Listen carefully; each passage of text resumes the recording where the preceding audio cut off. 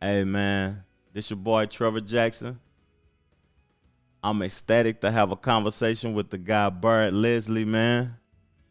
And he made a post that was really intriguing to me. It was a conversation I think a lot of people misinterpreted what he was saying.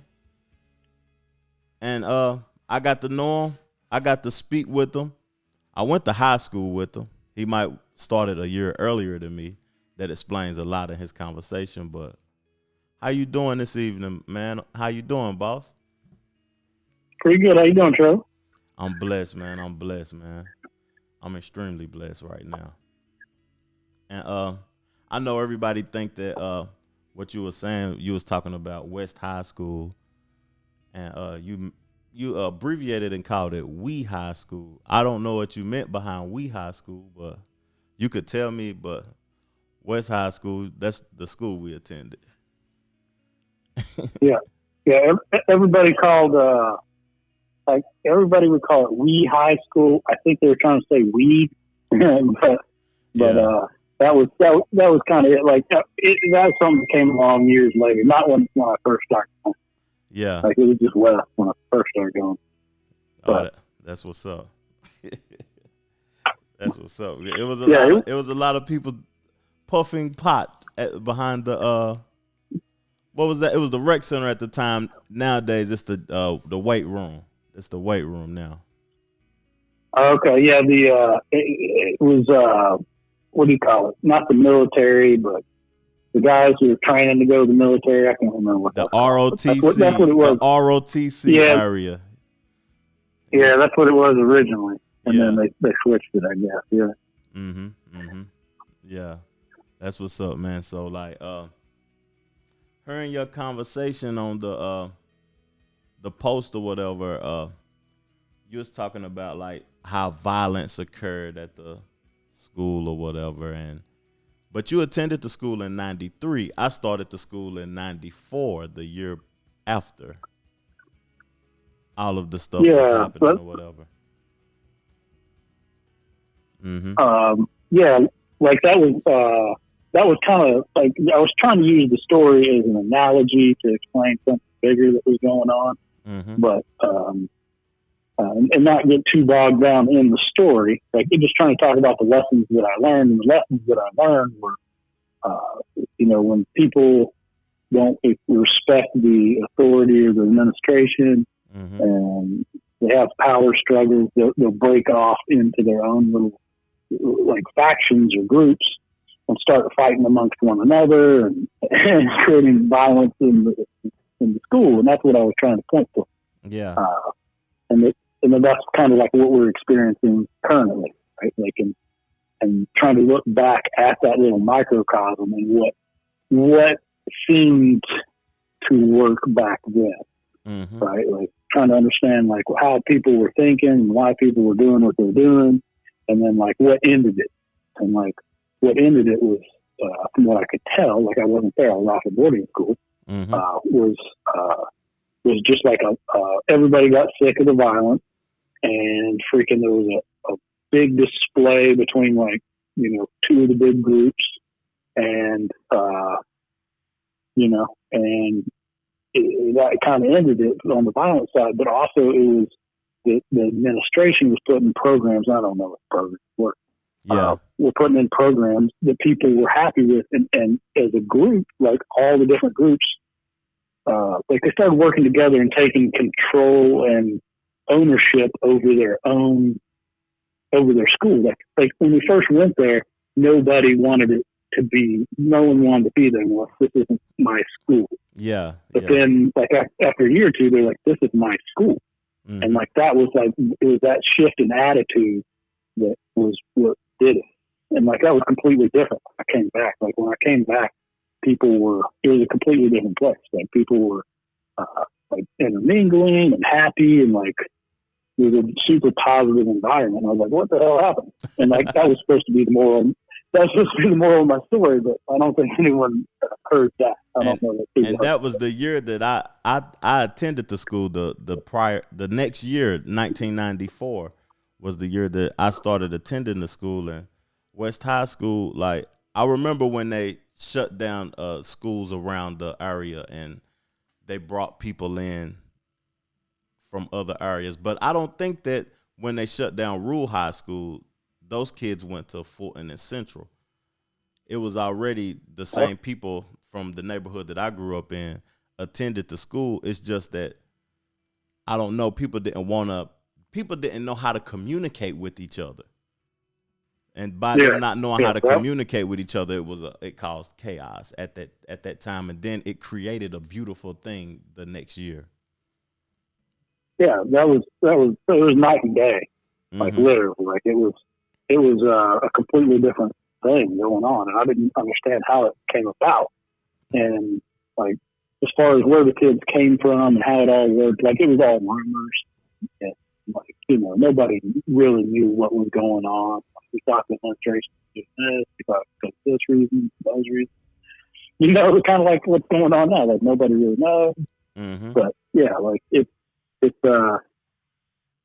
I mean, what I was trying to get out of it was that people were uh, put into a scene of chaos, and there wasn't a solid direction, and there was miscommunication, and people, natural or deep seated, however you want to say it, like tendencies towards their fellow man started to come out. Yeah. Like Yeah. it wasn't good. Like it just was, and I didn't like when you're growing up, you don't know the difference between. Like I'm saying I was a little older, but you don't know the difference between how things are supposed to be and the way things are, Mm-hmm. right? Mm-hmm. And so like the high school shouldn't have been that way, but to me, I was like, this is just high school. This is how we're going to operate. Yeah. Like that's how I view it. And we didn't have a But clear definition of between right or wrong at that early age. We didn't know, like, no, yeah, we was just living life and enjoying life and happy. And a question that I wanted to ask you that's beyond school and beyond our school experience is like, what is the main cause that creates separation among humans? Like, I don't know if you know how to answer that, but what causes separation? Is it promotion of it? promotion. What do you mean promotion? The promoting of we these people and we are those people. We like this and we don't like that. Like it's being promoted. Separation. Yeah. Well, I mean, the short answer would be I don't know, but like I could think about it, and like what I would think is like if you went super deep with it, right? Mm-hmm. If you want to go crazy deep with it, Mm-hmm.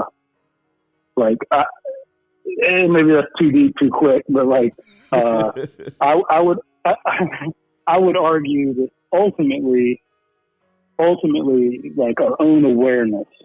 Like the thing is like if you sit and you meditate for hours on it, right? Like if you try to figure out who you are and what is your true nature, Yeah. right? Like it's not as pretty as people want it to be, right? Like it's not like that would be my perspective. Like the innate, deep functioning of who we are in our inner sense of self, like just where like the firing of neurons and this subtle electrical force is happening, and we're calling it awareness, however you want to think about it.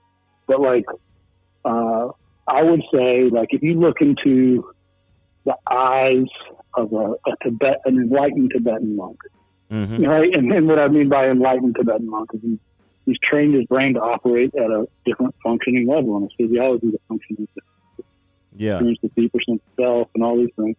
But I would say if you look into his eyes, Yeah. right, there would be a smile, right? Mm-hmm. There would be just like a little bit of a smile, right?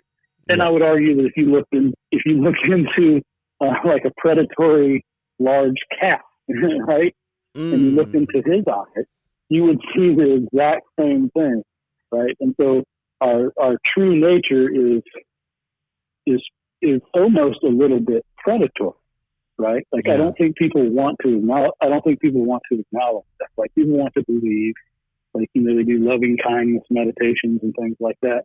And, but ultimately, like, if you look at the true nature of who we are and what is driving us and these primordial, like the primordial ooze of experience of reality, right? Like it's just kind of fighting. Yeah. It's like it's a selfish, like Dawkins talks about a selfish gene, but I would say like there's a selfish awareness just fighting to exist subtly. And anything that seems to be a threat to that, the mind builds models to put itself back into power, right? And it doesn't mean that those models are real. So, It doesn't mean that they're real. yeah. So would you say that we're actually, would you consider that to be an ego? Like we're actually defeating ourselves? So there's like, there would have to be levels of ego, right? Like there would be levels of ego. Like there would be little Barrett and then there would be big Barrett, right? Like little Barrett would think like, I don't know, I'm trying to think of a stupid example, but like he would be upset because the girl was like when she looked over at him, right? He would blush or something, right? Like that would be little Barrett. But like big Barrett would be like this deep level of awareness of whatever. And so to put it in more realistic terms, like, and I'm not saying that I got science based on this and understand this fully and all these things. It's just my ideas and the way I think things are happening. Like if your brain is functioning in a coherent state, that means like the neurons are firing and the physiology is in balance. Your experience of reality is different, and I would call that getting closer to the big ego or big sense of self or something like that, right? Like you want to use those terms.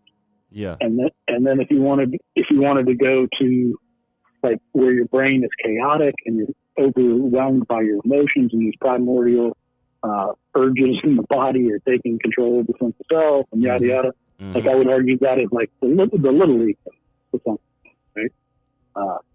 But yeah, like I don't usually talk in terms of ego, but I use those terms. And most people try to talk about removing that, and I think that the what your thought process of what you're saying is you can't remove that. You just have to live with it, and people don't want to. They don't want to. They can't see that. Like you saying, if you look in the eyes of the cat, if you look in the eyes of the person from the east or whatever, and you see the same thing. Yeah, like it's life, right? Like it is life expressing itself in some way, right? Like maybe the cat's not as conscious as us, and maybe its brain doesn't function at the highest level, but at some primal level, it's existing and experiencing and aware, and that is the place from which like you can look and see where your like true sense of self would be, right? Is that level. Yeah. And so like that would be like you can't, like once you undo that, there is nothing, like you're not experiencing anything. Yeah. Right? So you don't exist and it doesn't matter anymore. But like yeah. So like coming to terms with that and cultivating that. I mean, I think through meditation and other means. And I ultimately think that, like we were talking about technology or whatever, like I ultimately think for people to get their physiologies balanced and be able to experience that level of life, it takes Tibetan monks to get their brains to function at those levels. It takes them like 30,000 hours, right? Like that's the idea. To get their physiology where it's functioning like that 24 hours a day and they're having that deep sense of self experience all the time, quote unquote enlightenment, right? Yeah. And so like ultimately what I think is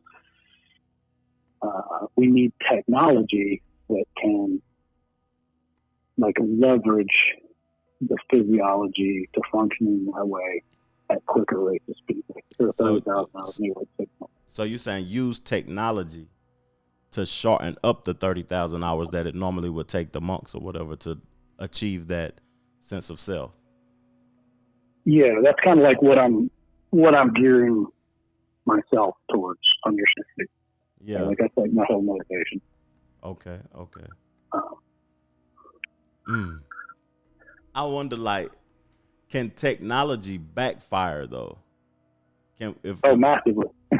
yeah, and it completely just end it all instead of you achieving that goal of the sense of self and the sense of peace and understanding. Yeah, like I mean, it can and it does in some ways, right? Like, right, like our phone, Mm-hmm. right? Like our phones would be the quickest example. Like, what we, what everyone knows is we get little, like, say I don't want to say I'm a girl, but like, it's a good example, right? Right, like, Yeah. like say I'm a girl and I'm on Facebook, right? Yeah. And I take pictures of myself, like partially clothed, or like looking good in a bathing suit, or in a nice outfit, whatever, right? Yeah. Showing off my attractiveness in my body, right? Like, I would say I do it, but it wouldn't get it liked, right? Mm-hmm. And so the idea is when you do that and someone responds and they say, I like that, right? Like what they're doing is you're getting some feedback. You're getting some sort of literally like a neuronal feedback. Like your brain is firing in a particular way, it's releasing some sort of chemical, and then you become addicted to that chemical. Dopamine. Right? Is that the term? Yeah. Yeah. I believe it is dopamine. Yeah. Mm-hmm. And so, excuse me. Sorry. And so, like we've developed strategies and ways to position things on websites and the ratios, and the way you show it to them, and all these types of things to create these addictions to these patterns of behavior, right? Mm-hmm. Like a great example of this is how we've used technology, like on a chemical level, like a very direct way is the food we eat, right? Like if you go to a grocery store, it's like 70%. Like 70% of the grocery store is not actual nutritional value to the body. Right? Like only what's on the outside of the grocery store is nutritional. Exactly. Like the things that's on the outside. Once you walk through one of those aisles, you're purchasing death. Exactly. Right. Like just that. Like and like the majority of the stores in the middle. Right. Like the meats and the vegetables and all the things in the dairy on the outside. Like that's what you need to eat. But like, and the like you just. Everything else is preservatives and sugar and it's all based around this thing. Essentially, like it's an oversimplification of the whole process, but it's based around the idea of the bliss point, right? Mm-hmm. So, like what they found is you can become addicted. Like if you put enough sugar in a thing, it'll trigger the brain to respond like I want more. Right, because we used to like when we get sources of like large quantities of fruit, like that we only come across and they're going to be available for short periods of time. We need a bunch of, and like, so the idea is that you trigger that area of the brain, but if you give it too much sugar, it'll actually say that's too much.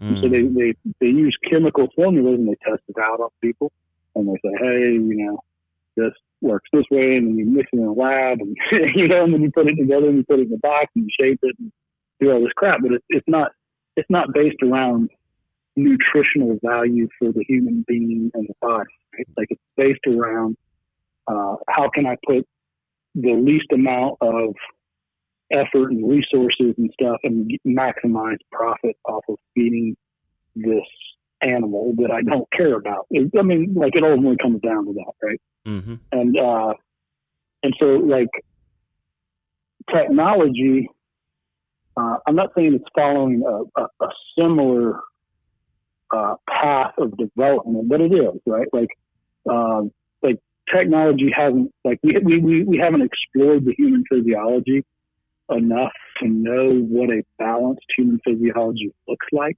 Yeah. Right. Like so we don't have a goal. Like we had goals for. I mean, like we have Da Vinci and like the golden ratio. We want it to look kind of like that. We want to do these types of things. All that craziness, right? Mm-hmm. But we don't have like internally, like we understand the heart slightly, like we understand like a good functioning heart needs to be within these rates. Yeah. We know that we know a little bit about like the balance of the hormones in the body. Mm-hmm. So like your lower regions of the body and stuff like that. Like your endocrine system, and like we have a decent. We can do some blood work and we can figure some things out. Yeah. And then we do brain scans. But like, I mean, when was the last time you had the brain scan? Yeah. You know, the brain is not understood that well right now and at this time on Earth or whatever. We talk about it, but it's not. It's not that we ain't went in depth with it. No, like we need a like, you know how you go for a checkup and they check your heart rate and they check your lungs, and they don't go in and check like the experience machine that, you know, inside your skull, right? Like the main, like one of the most important organs, you know, and like, so I would ultimately say, like, if you were to embody what is a human being, these types of things, like we still don't have a clear picture. So like, if you're going to, like the danger of technology, or one of the dangers, there's a lot, right? Like the way I view technology is it's like a knife. It's literally like a double-edged sword. Like it can be a very useful tool for surviving and evolving the species and things like that, or it can be deadly. It can be a deadly instrument of, you know, to harm people, you know, and we're both, like, we're not, like, we can believe that we're only helping one another, but we're both sides of every single person, right? It's two sides. So it's two sides to the sword. Yeah. And I think that's kind of the idea. I don't think people want to admit that side of their nature, right? Like, and I think that like you meet a lot of like spiritual people or people like that who are working on themselves and all these types of things, but they want it to be all good, right? And like some level of growth, you have to realize that, like, I have to be okay with accepting. You gotta accept the reality. You gotta be okay with accepting what really is what it is. Yeah, like I think in a Christian or Western framework, I think Jordan Peterson kind of exemplifies. I'm going to quote wrong, but like he says a good man is a dangerous man, or something like that along the lines. And he says someone who's not a dangerous man is neither a good man or it's the idea that by not embracing that side of yourself, you're not, like, you're just not a threat. Like it's noticing that you are a threat to yourself and to the environment makes you a good man. I'm destroying the quote. I don't know, but no, but I understand. I understand exactly what you're saying. The good man, my perspective and what I receive from that is that the good man is a dangerous man because the dangerous good man is aware. He's aware. Yeah, he's aware. And if you're not aware of that side of yourself, like it'll come out. And like it's the idea that aggression is a sign of weakness, or Like, why would someone be aggressive? Like, if someone was truly able to dominate a situation or whatever, like, why would they need to? You know, or the or like the idea of like hurt people hurt people. I think that's from Trevor. That's like, that's a if you're statement. hurt, you're gonna yeah. Mm-hmm. So, but yeah, I think bringing it back to tech, like I think that's kind of the idea. With the tech, integrating tech. Yeah, so that's called transhumanism. Is the little movement or the philosophy. Can you say that whatever. again? Transhumanism. So not humans that are trans, but transhumanism. Those two very different things.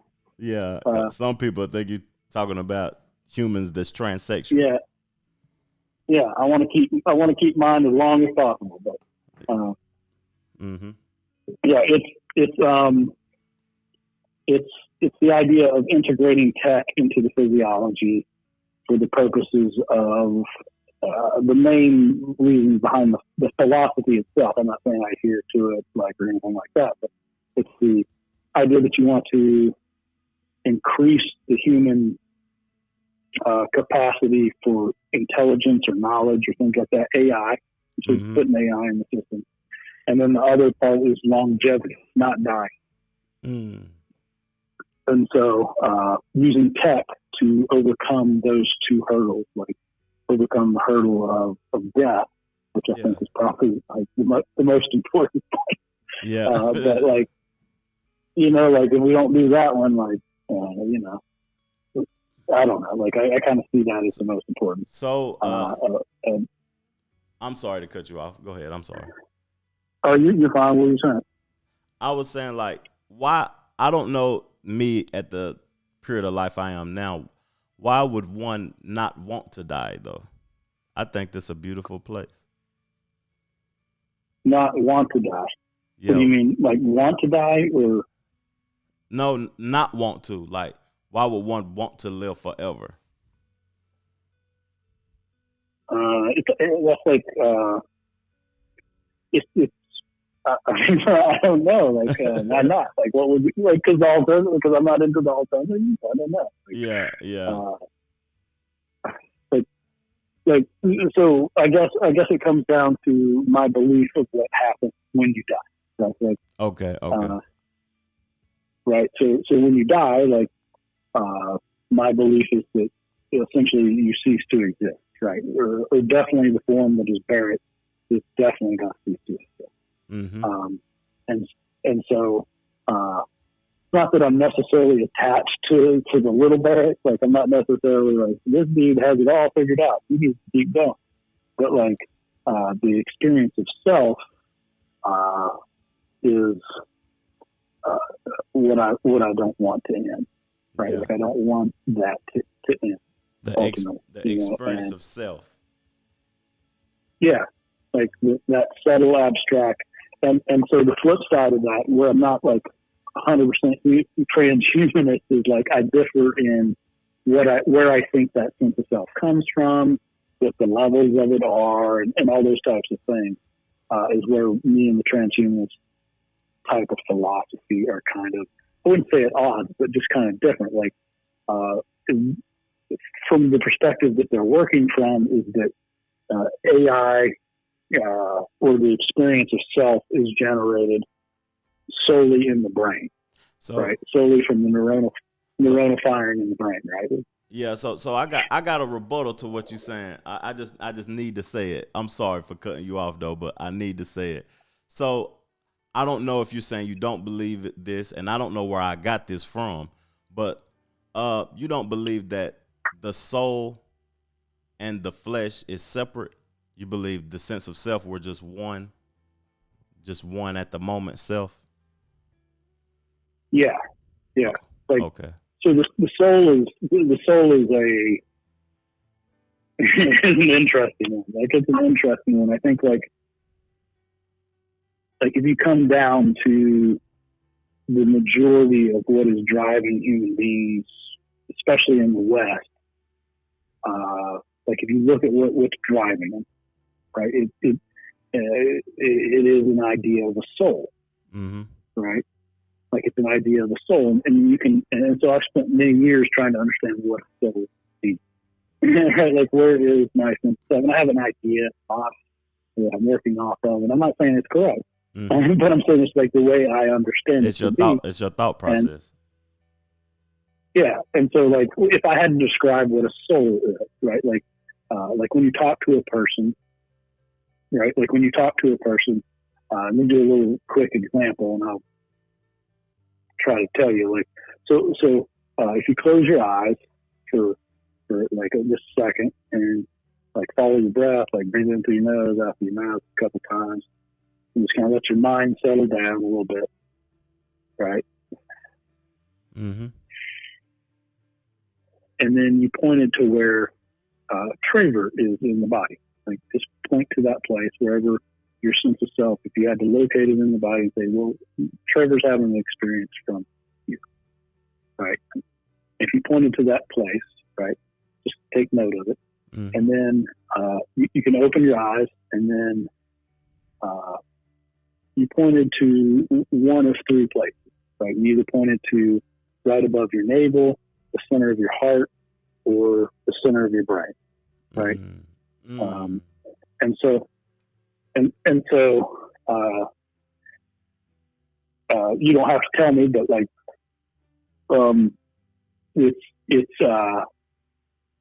like 15% of people, like a low number, will point to like right above the navel. Like more will point to like 30% or so will point to like the center of the heart, and then like the majority or so, like 60 or 70 or somewhere around there, will point to the center. Right. Like, and so like people are having different localized experiences of self. Right. Like I learned that through like teaching meditation, and one Yeah. for some people, and one for, and I was like, why is it for these people and why is it for those? And and so like it's this idea in psychology that that's what's happening. Mm-hmm. Right. And that's crazy. That is a crazy idea. The idea that, you know what I'm saying? The idea that people are having different experiences of self in different areas. Yeah. So like I'm in the center of my brain. Like that's where I'm, right? But Mm-hmm. I talk to people, and they're like, they'll point to their heart. Some will point to their navel, and I'm like I think they're messing with me. Like I think it's like they're playing a joke on me. Are you serious? Like, oh, and they're like, oh, that's where I am. Yeah. So, like that, like it reminds me of, I'm going off on a tangent, but it reminds me of like when I was a kid, and like I was figuring out that like I was trying to figure if everybody saw the colors in the crayon box thing. I was like, do you see this color? And like try to describe it. How do I know that you're seeing the same color? And so like so it's the idea from the Righteous Mind. It's a book. I can't think about the guy who wrote it. I don't know his name, but Righteous Mind is the name of the book. And he gives this psychological model of what he thinks is going on with his subconscious. Because we all see different. We all see different. Slightly. So you gotta stick with me for a minute, and I'll try to explain. I'll try to bring it together and what because it's kind of a loose, abstract idea. Okay. So the idea is that you have in his model, there's the elephant and the rider, and so most people think they're having a conscious experience, and they're using logic and reason to make decisions, right? And he says that that's not 100% the case. What he says is there's an elephant and a rider, and the rider's purpose is to serve the elephant, not the other way around. Like most people think that our subconscious and our desires and things like that are meant to serve logical and reasoning situations. But he says that there's these subconscious pulls that are like, primordial type pulls happening, or desires that are arising, and then we're using logic and reason to justify why we're doing X, Y, and Z, right? Mm-hmm. And so what I would say is these areas of the body, the endocrine system, the sexual organs, the stomach, the vagus nerve being for the navel, the heart, being, like the electrical impulses and all the things that are going on there in the center. And then the brain are these primordial centers of the body, or the elephant, if you will, that are sending these impulses, electrical and chemical and all these different things, but we're not consciously aware of them, and they're arising, and our sense of self, wherever it is, because it's one of those three places, is interpreting those signals, and that's how we're interacting with it. And so when you talk to a person, and they say, like, I believe in a soul because I know there's this deeper sense of self within me that I can't fully explain, and they want to say it's in an ether or in a different place or in these things, but it's just different areas of their body that they're not in tune. And so that's what I would say a soul. I would say it's just these like primordial drivers that are controlling our experience on some deeper level that we're not consciously aware. And you're like, why would you be consciously aware? Like, Yeah. did you just sit there for like days on end? Like, I wonder where my soul is. Like, like that's the only way you would ever become aware of it, right? Yeah. And so, like I think that's my interpretation. Like, That's a good interpretation. Now, That's a good interpretation, because I could tell. I think I know where you learned that from. Meditation. yeah, And like you, a lot. and you teach meditation, right? Yeah. I teach meditation. I've been trying to teach it online as well, with a little bit of success. A little more and more over time. Mm-hmm. Well, I mean, the thing is, like, so like the way I've been starting to teach meditation is in this way, right? Like, is I use breath meditation because everybody has to breathe, right? Like, they're not going to stop doing that, and so it's a good trigger to get them to that internal place of sense of self. And Yeah. so what happens is you breathe in a particular way, and it settles the physical down, and then you can experience that sense of self, right?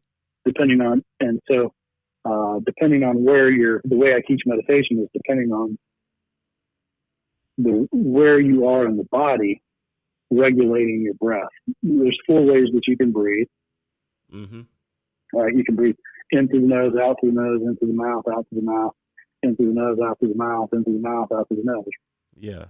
And so the way that you breathe brings your awareness into different areas of the body, because you're physically contracting or pushing air into different areas of the body.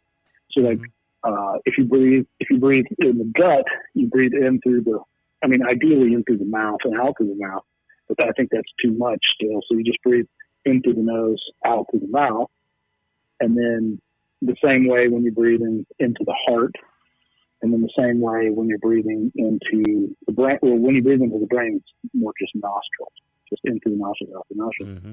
And so you get people to regulate their breath that way, close their eyes, and then bring their awareness to wherever they are in the body. And they seem to connect to their sense of self quicker that way. And so, like, we can measure the brain when, like, you use this Muse. So, like, if you're in the brain, I would use the Muse device to look at the brainwave patterns. If you use a little EEG for a couple $100, you put it on and it'll watch your brainwaves, and then you can use heart math for the heart, and that one seems to work better for people with heart. I don't have a way to measure the gut. Like, I don't know of any sensors that measure that, and so that would be like what you could what you could do. Like, if you could find a way to measure that, you could put somebody in balance with those 3 centers of the body. like you could figure out what's balancing that third center of the body, and then ideally put them in a suit or something to where you measured all three and Yeah. stuff like that. So So the mind and the gut connection, that's something that I don't know, like hasn't been figured out because I know that the gut, I just read a book called The Gut, and it was speaking on how the gut has almost as many neurons as the brain. And I want like yeah, it's a way that I can breathe to connect to my gut through meditation. Is that what you were saying? It's yes, yeah. So like in yoga classes and stuff, like I don't know the particular name, but like so like if you close your eyes and just breathe like deeply in through your nose and suck in and like push out your gut like a Buddha belly, like push it out like you know what I'm saying? mm-hmm.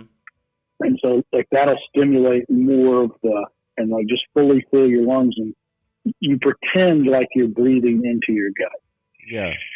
Like when you see little kids, you watch their guts. Their guts breathe more than most adults. Like they'll push their belly out and up and in.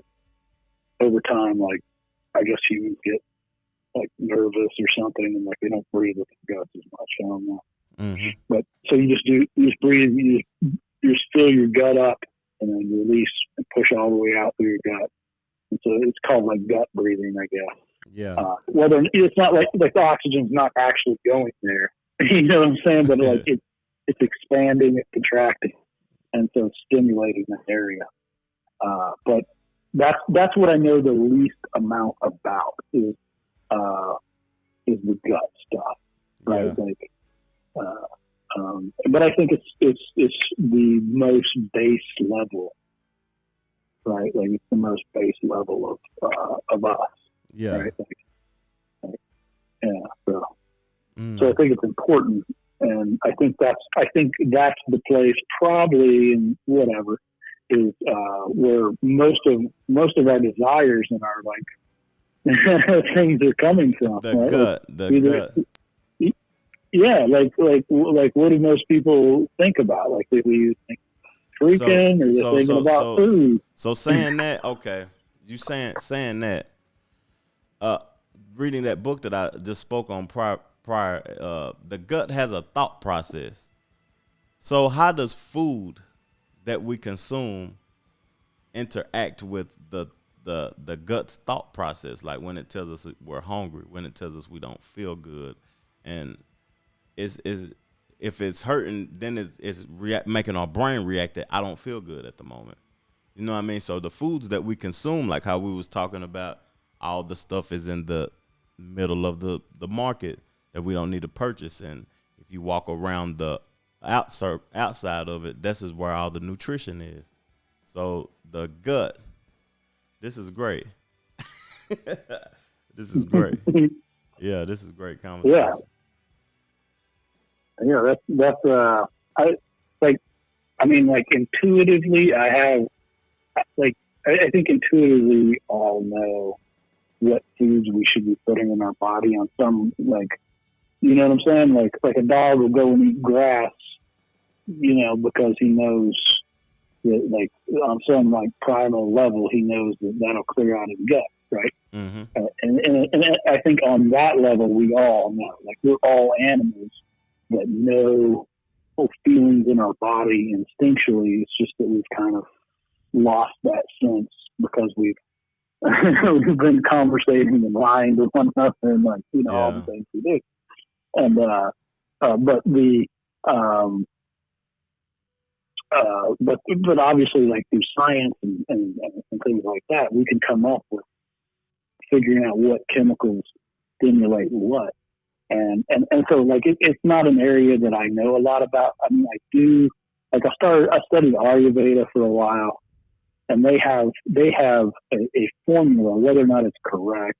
But like I think an approach, like anytime you have a system, like the way I'm thinking about it, like you know, like the mixed martial art type stuff, like Yeah. like like like that's my approach to this whole thing to get all the different things and put them together. But like when you're thinking of like a mixed martial art approach, like if you don't know how to fight, right? You're just coming in on raw emotion, which I think most people, like like I was thinking about Yeah. this the other day, the majority of people who are fighting and fucking and and those types of things, they're the worst at it. Like they're the Yeah. worst at it. They coming in And on like raw emotion, like you said. yeah, it's just and feeding, right? Like the people who are doing it the most of it are doing it the worst at it. And so Mm. like that's the idea is uh like if you have some sort of system, like if you're trying to get into a fight or you're trying to win a fight, whatever, you're coming from this raw, intuitive emotion place that you don't really know. If you have a system, Yeah. right? If you have a system, doesn't have to be the best system, Mm-hmm. right? If you have a system, it's better than not having a system. Now there's obviously systems that can hurt you and stuff like that, but like if you're going into a fight and you know karate, like it may not be the best martial art, but it's a martial art. It's a martial art, right? Like Yeah. you know it and you know how to do a few moves and things like that. And so that's the idea. Like having a system uh, that is actually trying to work towards nutrition is better than our current approach, right? Mm. Like it doesn't have to be like because we have all these different systems. Like everybody's like it's keto, man. It's vegetarian. No, it's vegan. No, it's and they say all these different things, but like they're more based upon ideologies than they are like the science of that person's body. Yeah. And so we're Yeah. starting to get to that point where you can take biomes and blood work and all these types of things where you can break it down to like you're deficient in this chemical, right? And so you need this chemical, and Mm-hmm. like maybe green beans have that chemical in it. And Yeah. so yeah, like it like a lot of like where I'm getting to. I'm not the best. Like diet is obviously like my weakest personally for controlling my own experience, but also my knowledge base, right? Mm-hmm. Uh, like I'm starting to understand that like I'm just a big sack of chemicals, and the chemicals that I put in are like the experience that I get out, right? And and so like Ayurveda, like they have a system that's kind of loosely based on this idea. Is like they take the pulse and they got Vata Pitta Kapha, Mm-hmm. and you know what I'm talking about, and they take the pulse and then they like they're doctors, like who's the crazy guy. I never heard of that before. That what you said. I can't even pronounce it. Ayurveda. So like so Hinduism is the books that they like basically the whole like where most religion originated or whatever. Mm-hmm.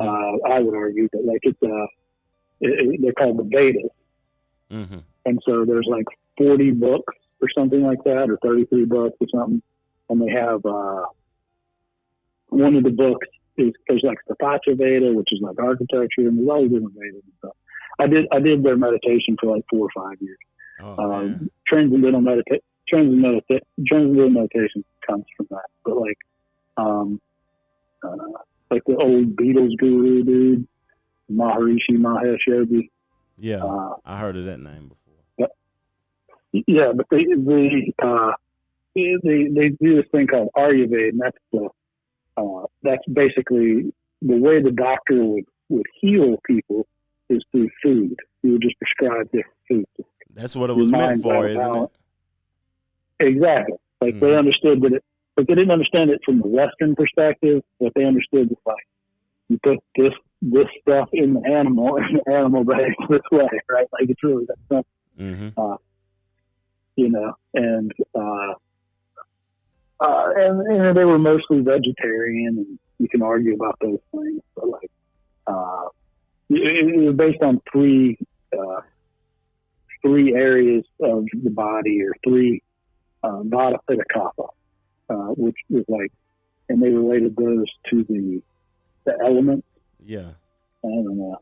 Like, I don't know how deep you want to go down that rabbit hole. It goes deep, but like, uh, yeah. So that's their whole thing is that. And there's a lot of good knowledge from that system, but it's caught up in story and mythological form. You know what I'm saying? Like, And not reality. dogma. And, Yeah. yeah. Like a lot of it's like there's an idea from Brett Weinstein. I think that's where I heard it. I don't know if it comes from, but it's the idea of factually true versus practically true, right? And so like the examples that I've heard, the best examples are from another guy. I can't think of his name, but he's a Jewish guy. I can't think of his name right now, but he gives Jewish examples of like how in the Bible they would say, you know, it's like God doesn't want you to eat shellfish and Hooves, yeah. animals, like Yeah. like pigs and stuff. And so like the reasoning is a made up myth, right? Mm-hmm. But back in the day, that was important because like they didn't have refrigeration and the processing ways for processing meat, like you could get these diseases and die, right? And so it was practically true to believe these made up myths, right? Although they weren't factually true. Like, you see what I'm saying? Like, they weren't a fact. It wasn't a fact that God had said this and yada yada. Yeah. But it was practically true for application in your life. And so like there's like if your intellect or whatever doesn't care about doesn't care about facts and things like that, some of the practical stuff can be really good, right? Like and so that's the idea with like a lot of the Ayurveda stuff. Like, you have all these systems and all these myths about why these things exist, but the underlying practicality of it is still there. So that's the way that you broke that down about consuming foods and biblical term involving the consumption of food is crazy to me because I'm a vegan actually, and okay. like eating hooves and stuff, that's just a pig. What is some other animals that has hooves that people consume in today's world? Well, I know venison and animals like that too. Yeah. I mean, technically a horse does, right? Like, then a horse, and I don't know if I don't know if a cow has a hoof, right? Like it has, but it was, I think it was specific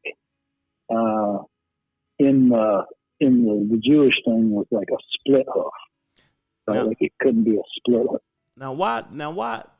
Like, I don't know if it's been like this, or I'm just now getting to this point in my life that the Western part of the world, we are so like trying to learn the Eastern living thought process, like how they live or whatever.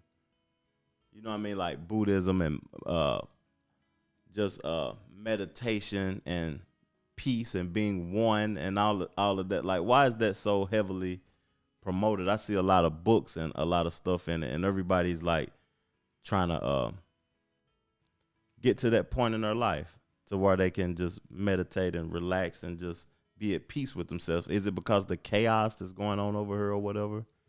Could that have a part in it? Yeah. I mean, I would say so, right? Like, I mean, like I would think so. When you say it's a different worldview, like it's quite literally a different worldview in like the way I look at it, at least. I would say in the East, if you want to simplify it like that, like definitely with Hinduism and Buddhism, because I mean Buddhism is like essentially like Christianity is to Judaism, kind of, right? Like Mm-hmm. he was a Hindu, and then he walked away and was like, oh, screw these guys, like kind of that type of thing. Yeah. But there's a sense of self of it's like it's literally the reference point of the sense of self, like is where I look at it from. Like you Mm-hmm. say, like in the West, we're all about what's out there. Like if I get the knife, if I get the wallet, if I get the money clip, the vehicle, the Mm-hmm. house, Mm-hmm. like I get all these objects. It's Gluttony. very object. Well, I wouldn't say gluttony, but like definitely true in the West or in America more so. Mm-hmm. But I would say looking at it from the sense of self, like instead of putting it in moralistic terms, I would put it at I want to collect things in the environment, and that's where my happiness comes from, right? Ooh. Like Ooh. my happiness comes from things in the environment. Whereas in the East, it's more an understanding that my happiness comes from within, right? Mm. And so like both are important, right? Like I would argue, like the only reason that like I'm not doing the monk thing like up in the mountains right now, like quite literally, it's a hard thing for me not to go do. But like is because of the idea that a part of my sense of self gains something from developing and working towards the idea or the process of developing technology that helps other people, right? Mm. Most importantly, helping me, but also helping others, right? Like the idea that I can create something and that my sense of self is still tied up in that versus Mm. just like I know the process for going and experiencing like the deep level self, putting my brain in the state and staying there, and like ultimately, I always come away from that and try to go and do something, and it doesn't always work out. But like, I can relate to you saying that you doing the monk thing and going to the mountains, but you're not going to the mountains because you have a purpose to help others. It's a yeah, purpose or that's preventing you from going. yeah, or at least I believe there's one. Whether or not it's really there, I don't know. But yeah, like I think yeah, like ultimately, I'm not satisfied fully with just that inner peace, right? Mm-hmm. Mm-hmm. Uh, and so like, I was born and raised in and cultivated, or however you want to look at it, in a Western society by and came to experience an understanding of these deeper senses of self Mm-hmm. later. Yeah. So I think they're both very important. Like if I was to like if you're trying to have these types of experiences like that, and elevated peak experiences, and like what people call spirituality and those types of things. Mm. Like I think a good model, like something that helped me out tremendously, is this idea of like we're talking about the objective versus the subjective internal sense of self. And Mm. like if you take integral model by Ken Wilber and you take spiral dynamics by Carl Graves, I think his name, and you overlap them, you kind of get with, and then you can supplement other things in there, but like you kind of get a understanding of how these experiences are occurring. And so like the idea is in thinking in Eastern and Western terms, like in Eastern cultures, they believed that once you reached enlightenment, like you were a fully developed human being, right? Mm. So like I close my eyes, I follow my breath, I do whatever meditation that you do, and Yeah. over time I grow the neuronal structures. Like what happens is the brain syncs up, So just using the brain, using that organ as the thing that we're going to use to gauge, you measure that brain, and the brain waves will start syncing up when you're having that deeper experience of sense of self. And so as you experience that sense of self for a long period of time, day in, day out, you eventually grow the neuronal structures to support that, like how you grow muscles. Did you say a uranious structure? Neuronal structures, neurons. Neuronious structure. Okay. Neuronal. Whatever, it doesn't matter. Just the neurons in the brain, like the wires, right? Okay. And you grow those, and then you can sustain them a fire in that pattern, and you can have that elevated sense of self 24 hours a day, right? And so, like, what happens is your experience of reality moment to moment changes, right? Like, quite literally. But that's only one side of the coin. So, like, what Western psychology and things like that, and logic and reasoning and the way that they went with it, brought to the table was the idea of psychological development. So, like, what happens is the way I'll explain it to you, but like, so what they have is, if you use spiral dynamics and you look at psychological development, what you have is a spiral that comes up like a spinning spiral, like one strand from the DNA, and at different levels on the spiral, you have a different color, right? This is just the way they visualize it. Mm-hmm. And so at each spiral, at each level is a psychological level of development. And as you move up this spiral, your worldview changes, right? So, like, mankind has been developing its worldview evolutionarily throughout time, but also each individual has to go through these stages of development. And so, like, not to go too deep into the model, but if at each level it's a warm color, cool color, and you go up and down, or you go up, you go back and forth. Mm-hmm. And so at an orange stage, you are like at a warm stage, you are more concerned about your personal internal sense of self, and then as you go to a cool color, you're more worried about the group, and you alternate back and forth.